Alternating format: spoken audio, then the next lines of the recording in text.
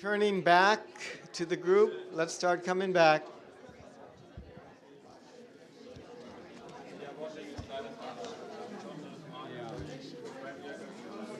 Yeah. She's in the room. Would she be interested or know somebody? Right there. In the black. Okay. Okay. Okay. Okay. Just think about it. Thank you. Chelsea, this is your seat. There you go.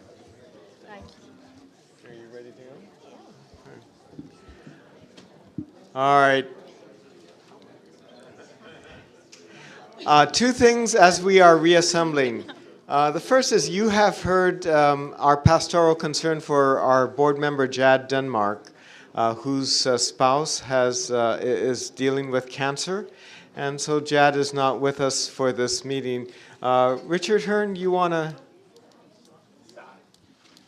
say a word here? To confirm, Shelley is waiting now for the official date of her surgery and is very frustrated because they keep putting it off and all these team of doctors keep consulting on when to do it. But they're very anxious to get it over with and get moving on down the road. I brought a card for us all to sign. If you just write a brief message and write very small, since there's a lot of us. But we'd like to get this signed by everybody, and we'll mail this to Shelley and Jad, and they're very appreciative of our prayers as they go forward.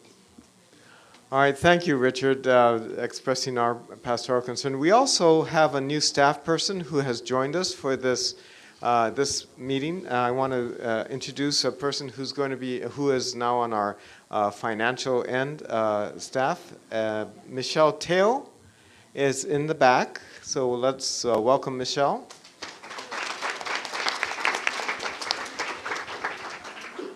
All right. So now that we're in the clapping mode, we have the extraordinary privilege of hearing from and being inspired by, challenged by, perhaps chastised by. I don't know what you have in store for us, but we have an opportunity to hear from our General Secretary. Will you show our appreciation to Susan Henry-Crowe?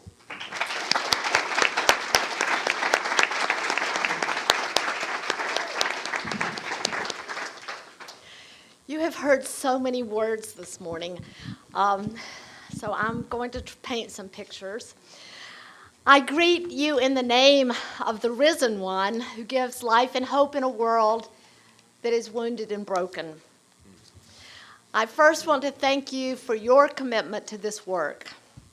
You are very important to what we do, and I am going to tell you some things that I hope you will do. Thank you for making this trek at this time of charge conferences, the beginning of the school year, and all the commitments that are both difficult and joyful that you bear in your life. I am so thankful to you and for you, Bishop Hoshibata. With growing appreciation and affection, I express my gratitude to this staff who expresses Christ's redeeming love in this complex and broken and joy-filled world. I want to say one word about them. They are just not dealing with issues, but they deal with the hurts and the woundedness of people in the world. And there has been more than one occasion when somebody has ended up in my office in tears because of the hurts that they have seen with women and with children and with people who are broken. You will have no idea how hard they have worked for this meeting. They won't let on. But it is a bit of a family affair. With the guidance of John Hill, the staff processed and paid great attention to myriad details.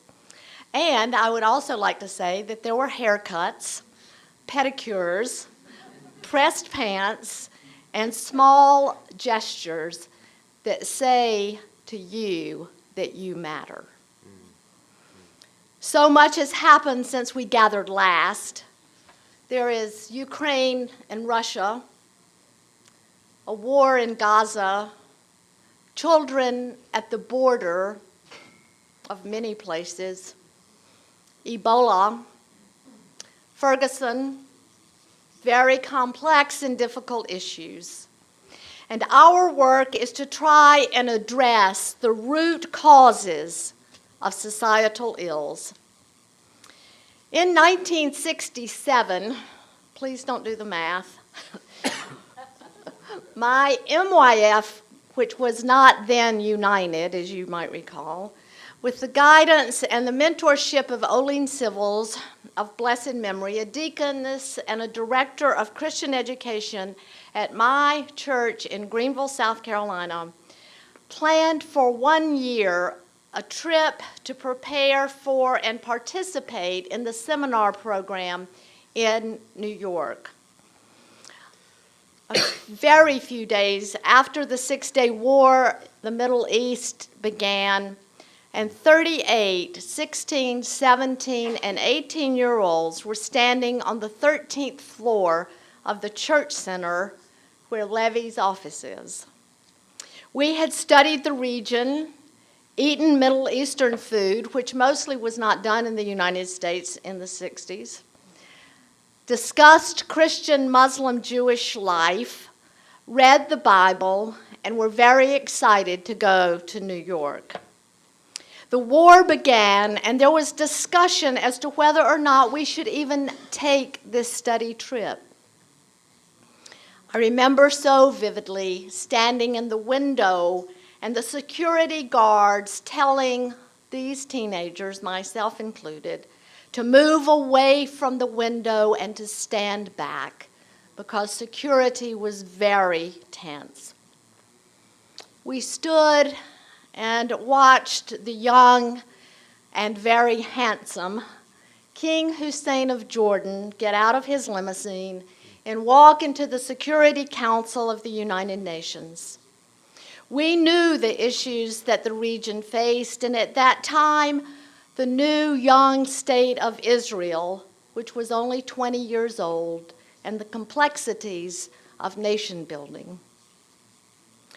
Some years later, I realized that that experience was one of the first that gave me a glimpse into a world that would be forever calling me. I would always love my home church, and I would always be pulled into a larger world. My home church would never be able to fully satisfy the curiosity and the sense of adventure that the larger church had given me. The world for me is the Middle East and Johns Island, South Carolina, and the textile workers in South Carolina I served, university life, campus ministry, New York City, the Philippines, the life of laborers, men and women without jobs, taxi drivers, bankers, women and children at the border, my Lumbee friends, people moving from prison into transitional homes like in Oklahoma, teenagers on the streets of D.C., where HIV/AIDS is highest in the world. And a note from the pastor from Ferguson, Missouri. The Carolina restaurant in Phoenix. Carolinas. Visits to the annual conferences only strengthen my resolve to continue to nurture a church which inspires people the way that it inspired me. My family and the United Methodist Church gave me the impulse to delight in a world that is so interesting that every day entering into it is a gift from God.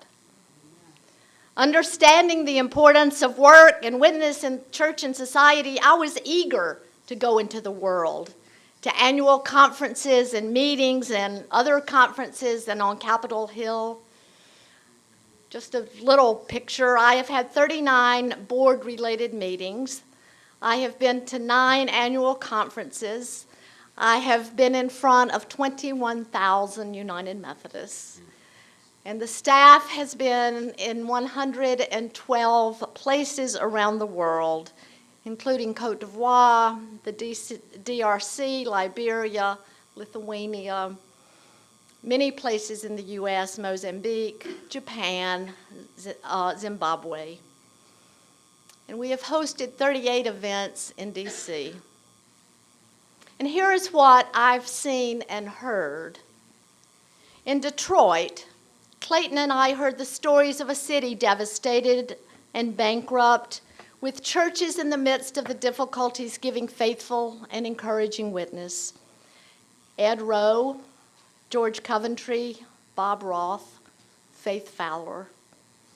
In South Carolina, early one morning, we discussed the social principles, and someone asked me, what were we doing about the world becoming increasingly privatized when the United Methodist Church's commitments have so long been to public education and the common will?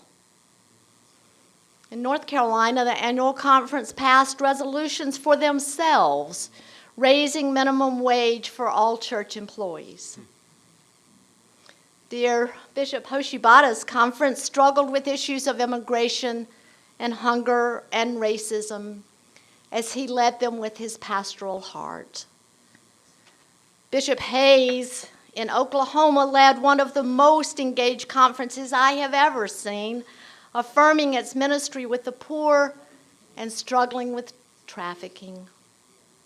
And dear Josephine Deere, who spent an entire day with me driving me around the Oklahoma Missionary Conference, as I listened to the stories of many tribal peoples saying our language is so important, it helps us know who we are. The diversity of the Florida Annual Conference with Bishop Carter engaged young people very vibrantly. And the youth of the Baltimore-Washington Annual Conference offered an amazing performance of Billie Holiday. Bishop Alstead, where are you? Of Billie Holiday's song, Strange Fruit, as they openly discussed racism and violence. And in the Philippines, in the midst of a typhoon in which many of us in this room had the joy and the pleasure and the frustration of living through, Levy launched his book called The Intersections of Migration, Human Rights, and Development Justice. He is a rock star in the Philippines. He is also a rock star here. We have books around, and we would be happy to sell them to you for a good price. Dear Nancy was wonderful in the hospitality in the Philippines. And the church's witness has made clear in the Philippines, the church's witness has been very clear around health care throughout the country. The U.S. still has something to learn. We continue, all of us together, to struggle with our sister agencies to know how to best address issues of Ebola in West Africa. The social principles empower churches to stand against extrajudicial killings, and the people of the Philippines need the social principles. I met with a committee of young adults from the Young Adult Division. They poignantly responded to my invitation to tell me what were the issues that they face in their homes, schools, and in their contexts. And they said things like, what happens to women and girls in and after war? These are all 18, 19, 20-year-olds. What is it like to have parents with no jobs? What it is like to have parents who have been deported. And all of them said, we have a fear of having no jobs when we graduate from college. And these were young people from around the world. The ministry of the Board of Church and Society undergirds the ministry that goes on in annual conferences, in communities, congregations, and in seats of government. Church and Society's mandate is to address the root causes of the ills of society which impact communities, congregations, and societies around the world. You remember that the social creed addresses human indignity, unsafe working conditions, child labor, the sweating system, and a living wage.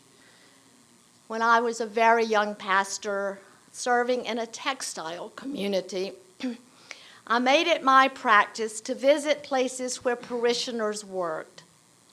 One day I visited, and Susan Leonard Ray knows this, I visited Union Bleachery, where most of the men and women of my congregation worked. There were 3 men that day from the church standing in mid-high calf water running a huge electrical piece of equipment.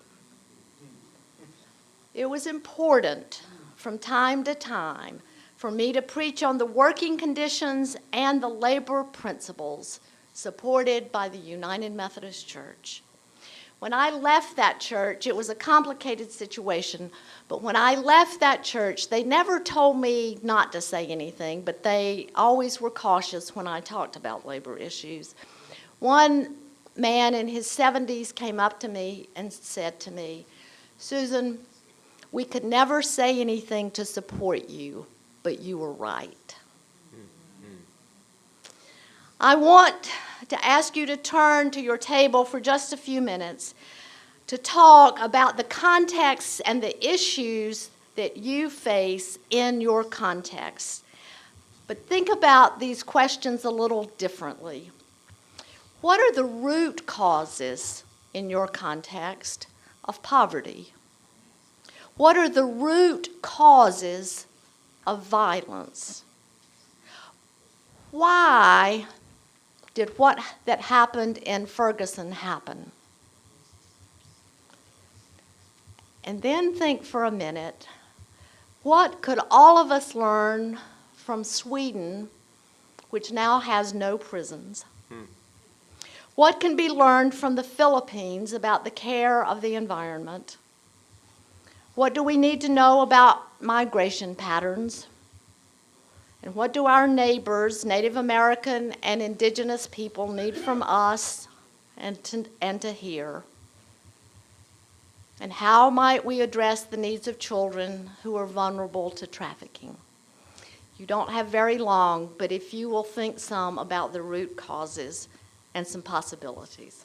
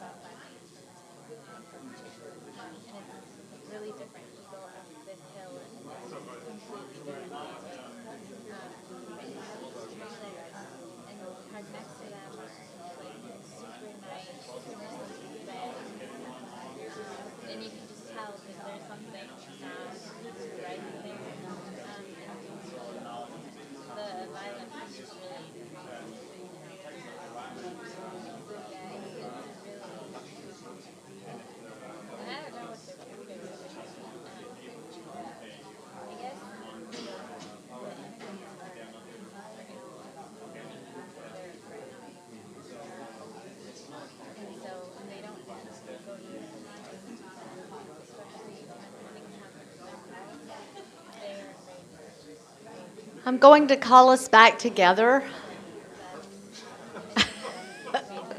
Sorry, Randall.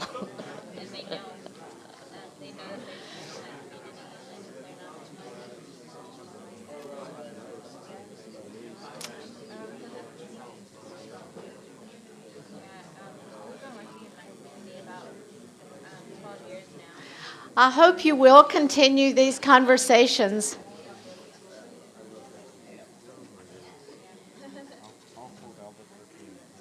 We need each other. We need each other. I know that the issues you raise are shared by others in the room, and we are better together than we are apart. As I have listened to peoples all across the church, in governments, in taxis, on airplanes, There are great needs around the world, and we as United Methodists have great strengths. We have opportunities to be in ministry as principled leaders with the poor, with new people in new places, and addressing global health. From my listening and hearing, some strengths and some opportunities have emerged, and I want to go down what I have heard and believe to be some of our strengths. And then I'll move to what I believe and have heard to be some of our opportunities. And you know that often those are two sides of the same coin. We have a very strong mission and mandate. It is very clear in the Book of Discipline what our mandate is. We have stories of societies and communities engaging with the issues that help communities respond and heal the world in which they live. You do it all the time. We have principled and a strong board, which is you. And I have paid attention to the things that you are doing, and we are better together. We have a knowledgeable and committed staff. This board is respected and trusted by many, many people. This board is respected in Washington, D.C. Mark can get me into anywhere I need to be almost any time. He can. He has. I have had the pleasure of being at the State Department 2 or 3 times, and sometimes knowing more than I wish I knew. Most recently in the present days. We have a place called 100 Maryland Avenue, and I'll say just a little bit more about that. But it is a place for all from around the world. We have greeted and hosted 18 groups from around the world, including Palestinian Christians, the Lost Boys of Sudan, people from the Democratic Republic of Congo, Liberia, and various parts of the United States. There is a deep desire, I think, for dynamic relationships in conferences, general conference, central conference, and annual conferences, and a deep desire for dynamic relationships with decision makers. The government and leaders around the world want to hear what the church has to say, and we've probably neglected some of our responsibility. And there is a desire to strengthen understanding and trust, both inside the church and in the world, because it is a cynical age in which we live. And there are vast and diverse communities and partnerships of diversity. Now, some of the opportunities are related to some of our strengths. We need to continue to state the mandate, articulate the mission, and sharpen the message. I'd like to say that again. We need to continue to state the mandate, articulate the mission, and sharpen the message. We have an ethical and moral responsibility to create cultures of understanding, respect, and trust in the name of Jesus Christ. We have an opportunity to build relationships and build bridges of trust for engagement in church and societies all around the world, and in places we have not been for a while. In the staff meeting a couple of weeks ago, we pulled out a map and looked at where we had been in 2014. It was very telling, and there were places we've not been recently. So I want to come to Texas. We've not been there in a while, and I look forward to coming. Okay, it's a date. We need to continue to share Jesus' gospel of love and friendship with all of our neighbors. And we need to tell stories and inspire others. Inspiring young people, Christian young people, United Methodist young people to serve in public life in Germany, in places of Central America, in the Philippines, in South Carolina, in Texas. That is the gift that the church gave to many of us. A commitment to serve in public life. And it is part of our responsibility to help make that attractive. The demographics show that ages between 18 and 30 are very cynical about the world. They're jaded. And it's our responsibility to help give them a sense of hope. It is our job to inspire, encourage, support young and old, men and women, to address the injustices and ills that face the societies around the world. Internally, we have many structures in place for fulfilling our mandates and promoting the social principles that have come to us from the General Conference. There are 4 areas that I want to say about the structure that I think is incredibly valuable. We have education, advocacy, organizing, and communication. And it is all going well, but it needs to go splendidly. First, with education and leader formation, the mission is empowering principled leaders of lay and clergy for service in the church and in the world. We have hosted, thanks to Amy, 18 seminar programs since February. 330 people have attended, and the topics that they have chosen are trafficking and poverty. Neil has produced, and I think you know a little bit about this, has helped produce Living Our Principles. It is a 9-minute video clip, and I want us to take just a minute and look at it because I'm worried you won't look at it left on your own devices.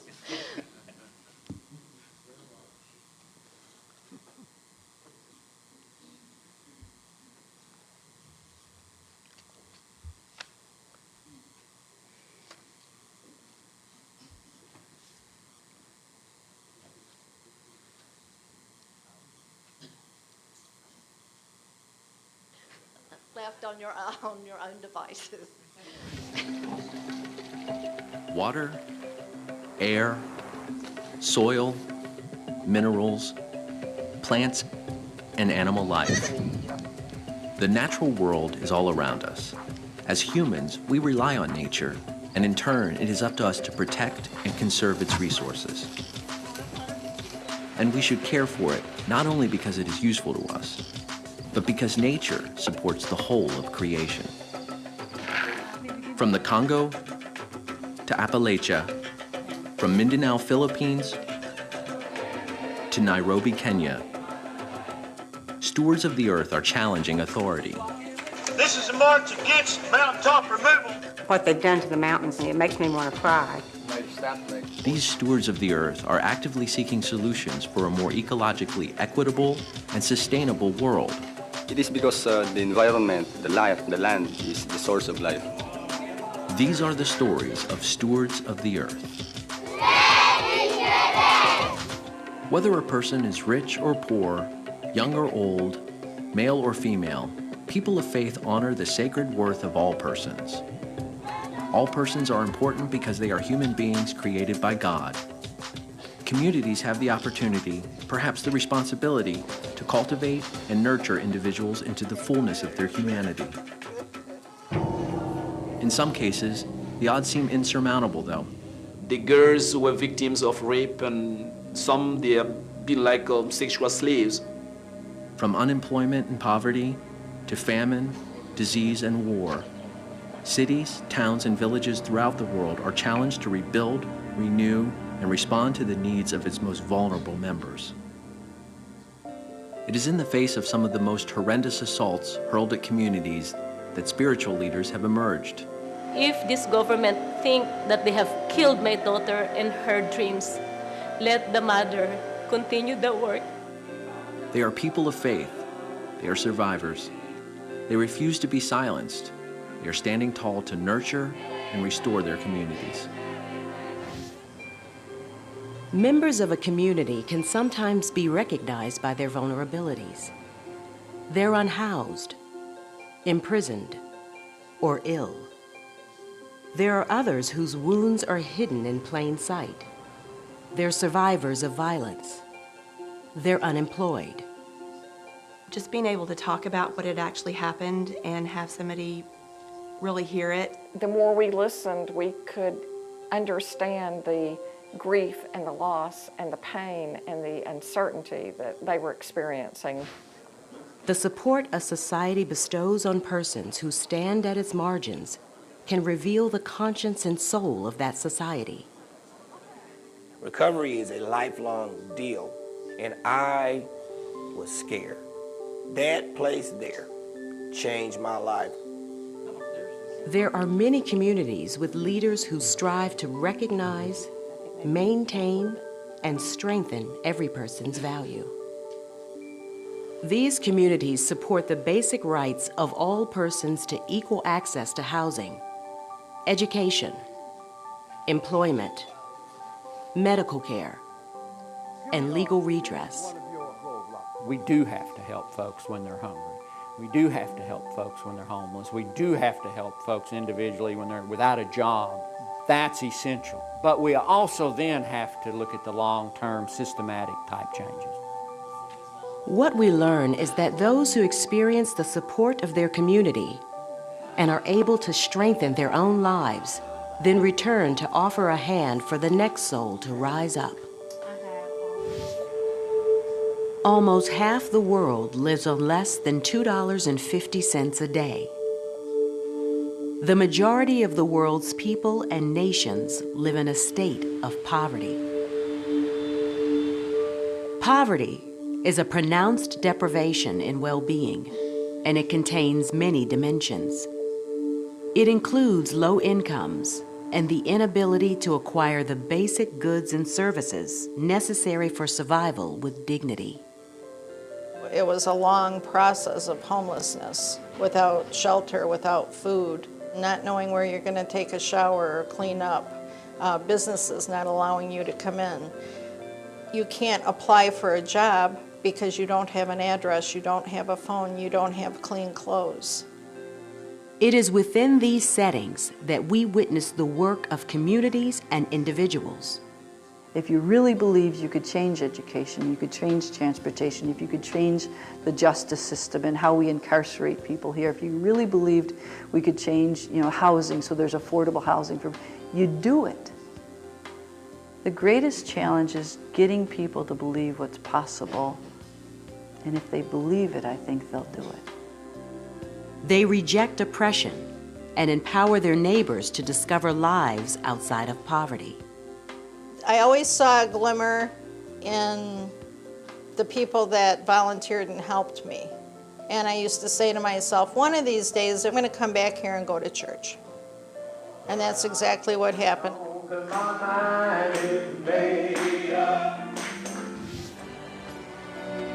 Around the world, people of faith rely on governmental systems to uphold basic human rights for themselves and their fellow citizens. One of the joys of serving in public life is that you believe you can make a constructive difference, that you really can make a huge change in the lives of other people. The other side of the coin is that you have to make decisions that history will indicate this is where he stood. That's probably an important discipline before God, that you have to stand up and be counted. And it's very clear to human beings as well as to the Lord how you voted and what you felt. However, when injustice occurs, The faithful must continually exert a strong ethical influence on the state in support of policies that ensure the dignity of all persons in society. We know that ultimately we're going to have peace. We know that ultimately war will be eliminated. We know that ultimately we're going to have a nation where children are protected. We know that ultimately we're going to have a world where people are not battered and beaten and bludgeoned because of their skin color. We know that. And the only question is what role we will play. God controls this planet ultimately, and we must bring His will into existence. It begins at the grassroots or seats of government. When one person speaks truth to power to build a movement, and the world changes.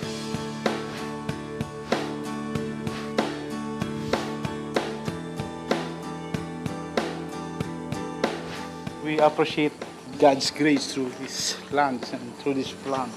It is one way to alleviate poverty. We need to plant so that we have food in our families. Start educating on the social principles and the HIV/AIDS pandemic and the risks, because this HIV/AIDS is not for the young people only. It is affecting the entire congregation in the society. We reached out to 4 or 5 members here thinking that we would have mentors and that we would connect the unemployed with one-on-one support. The more we listened, we could understand the grief and the loss and the pain and the uncertainty that they were experiencing. I recall seeing my father come home in miserable shape. He'd just look at me whenever he was young and tell me, son, just don't ever go in the mines. But there are some people that would just go to the ends of the earth to help you. And they also realize that this is all there is. And if they want to live here, there's not many choices. They have to go into the mines. We believe that God's will be done. We know that ultimately we're going to have peace. We know that ultimately war will be eliminated. We know that ultimately we're going to have a nation where children are protected. And we know that ultimately we're going to have a world where people are not battered and beaten and bludgeoned because of their skin color. We know that. And the only question is what role we will play.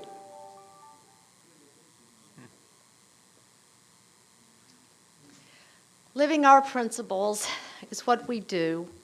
And with this 9-minute clip, there will also be, with each of the sections of the 6 parts of the social principles, will be a 1-hour story for you to use in your congregations and in your study groups. I now want to turn from education to advocacy. Advocacy is empowering conferences and communities to address the issues which the communities, peoples, and churches face. Self-determination is at the heart of advocacy. In addition, advocacy is articulating our living principles with decision makers. In these recent days, a few updates. Mark is working on peaceful solutions to intractable violence. The violence in Gaza, in ISIS, in Syria, and what could move to Lebanon. Cynthia is working on health care for those suffering with mental illness and helping states organize for Health for All in the U.S. Susan is addressing the issues that face women and children, particularly trafficking. Bill and Kara have helped make a little progress in Congress on smarter sentencing, and for that we are grateful. John is continuing to work on climate and economic justice, and we are promoting this, God's renewed creation, which the Council of Bishops did and does not need to be lost. Doug will be on CBS on October the 5th because he found himself in Ferguson on the right day, and we're very grateful. And then we turn to organizing. Kristen and Rebecca and Bill of the advocacy team have worked very hard and making a tremendous difference in organizing efforts both in the U.S. and around the world, addressing issues of prison reform, unspeakable horrors of violence and death in urban cities, and stopping deportation in Ferguson, and so forth and so on. They have had 25 gatherings or meetings this year. And then last, education, advocacy, organizing, and communications. Communication helps tell the stories of the church and societies. We need to become the best storytellers and communicators of what we do and why. We need to continue to develop resources, these that I have shown you. There is a new Advent study on HIV/AIDS, which Susan's intern, Lindsay, did this summer. Bill did Bible study on gun violence, and we have a whole list of new resources. It is important for us to do the work, and it is important for us to tell the story. 100 Maryland Avenue. It's an important place. It has been a part of the church's life for a long time. It is a treasure which faces outward. It was intended to face into the world, into a world in search of justice and freedom and connection.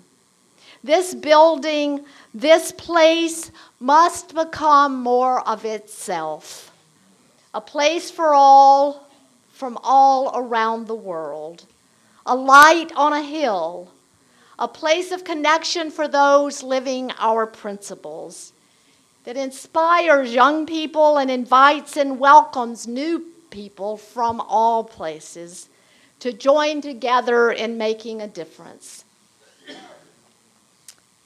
And lastly, and what of the future? What of the future? I have read many studies, and I am not prepared today to fully address this, but I want to articulate 7 that I have uncovered. You know them. You probably mentioned them at your table.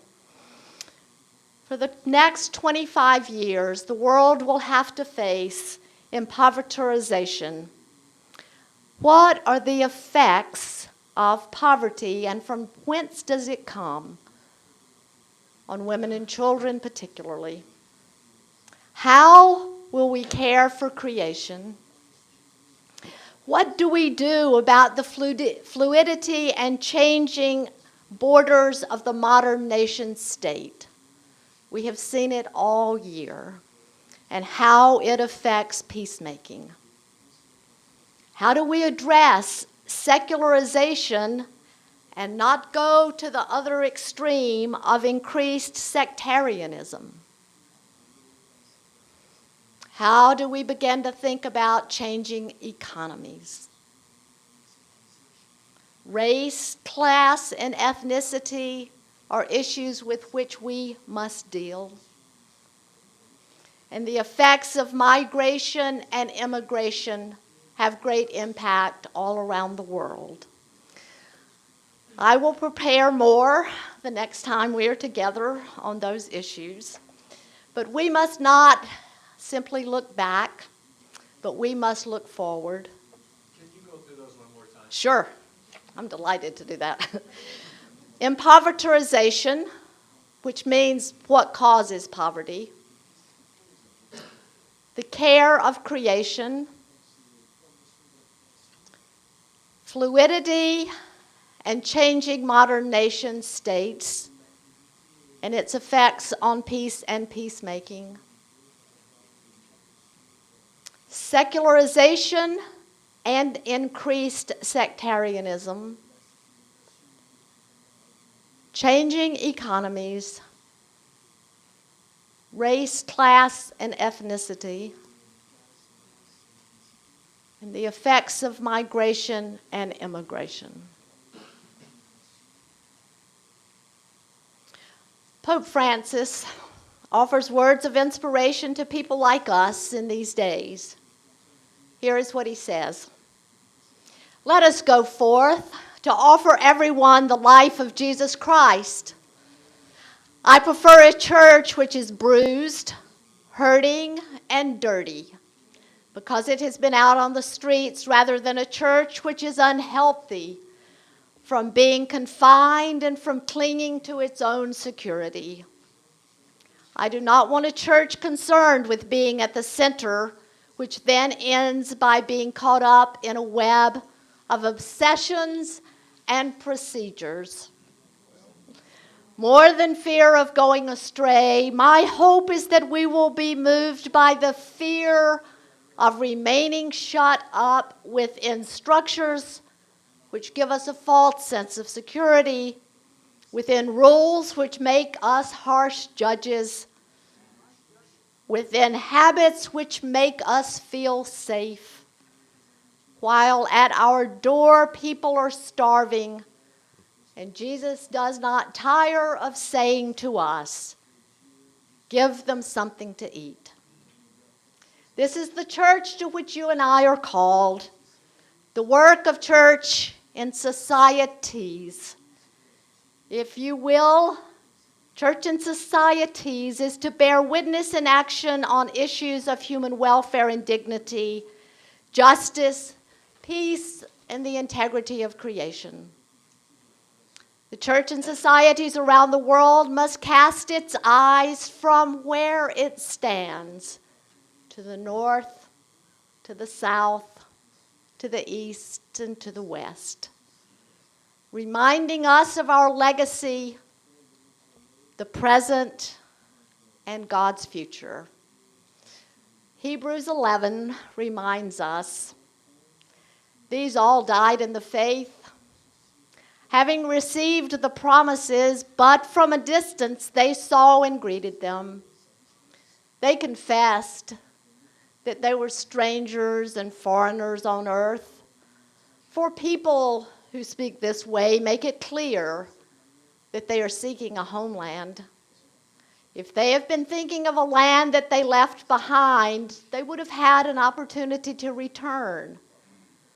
But as it is, they desire a better country, a heavenly one.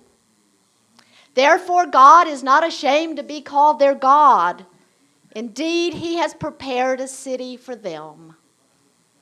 Yet all these, though they were commended for their faith, did not receive what was promised, since God has prepared something better so that they would not, apart from us, be made perfect.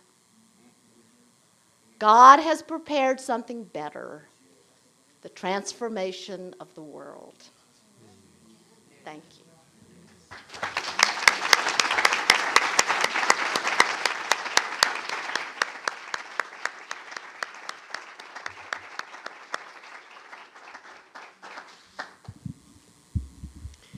With gratitude for these words of challenge from our General Secretary, I trust that you will hold us accountable. I'll work on it. You'll work on it, and we will hold you accountable as well. We're going to move into a time before 12 o'clock, which is now. Let's see. Our lunch is upon us. So I'll consult with our General Secretary and see how we will move through the rest of our agenda that we have for plenary. There's nothing to report except grants. Okay. Can we take it in 15 minutes? Grants Committee, are you prepared to lead us? Can we give you 15 minutes? Would that work? Like grants. Mm-hmm. It is not uploaded, so we are not prepared. Okay. Okay, so why don't we go ahead and break for lunch? Yeah. So let's do this. Let's break for lunch, And then at 1:30, we have our administrative committee time, right? Is there an announcement about? I need to explain about the lunch tables. We're going to sit by color. Oh, okay. Why don't you do that, Clayton? Yeah, before we go further. Kara and Emma, I think, should come up. One of the goals that came out, I think, from last board meeting was that it would be great if there are opportunities for the board, for each of you to be able to spend time with folks maybe not in your circle, meet new members of the board. So we came up with a simple plan. It involves the colors that are on your name tags. 4 colors, 8 tables. In the cafeteria, there's a room, not in the main room, but in the back section. So there's a separate door, it's a separate meeting area. It'll be quieter. We've got these table tents on the tables labeled with your colors, 2 tables for each group. So by dividing it up this way, there should be 7 or 8 board members at each of the colored tables. I've talked to a number of you about being facilitators during this time. Some of the colors don't have facilitators yet. For instance, red, I don't have anybody to do the 2 red tables. And I need 1 blue table. So somebody, if it doesn't look like somebody stepping forward to read the questions, I wish that one of you would just volunteer to do that. And any questions about that? And then, okay, great. Kara's going to explain about the questions. Good afternoon. So on each table that has a tent, there will be this paper, which outlines sort of the activity for this lunch. It's very informal. Don't get stressed out about it. There are just 2 questions we'd like each of you to consider. We'd like someone at the table to read this paper aloud, and each person should consider and share their answers with the group at your table. It's just a way to get to know one another and to have more community amongst us. Good. And Emily, why don't you share briefly about Just a reminder, in the back, you can see by the doors the sign-up sheets for bowling and jazz night. We need to purchase the tickets for jazz night today around 1. So if you're still interested in going to the jazz night, please sign up. And also bowling is still like 5 spots available. So sign up soon. Thank you.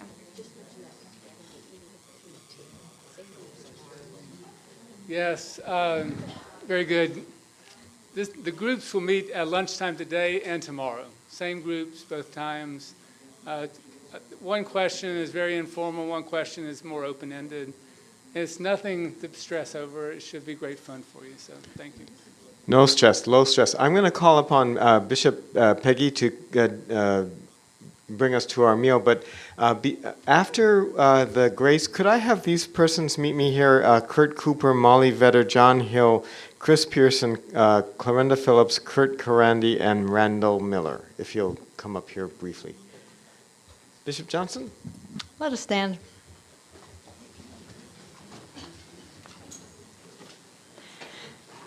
Gracious God, we stand in your presence in all of the bounty of your goodness to us and the grace none deserved.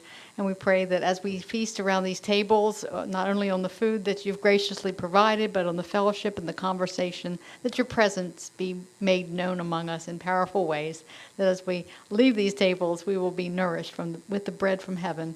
We pray this now in your precious name. Amen. Amen.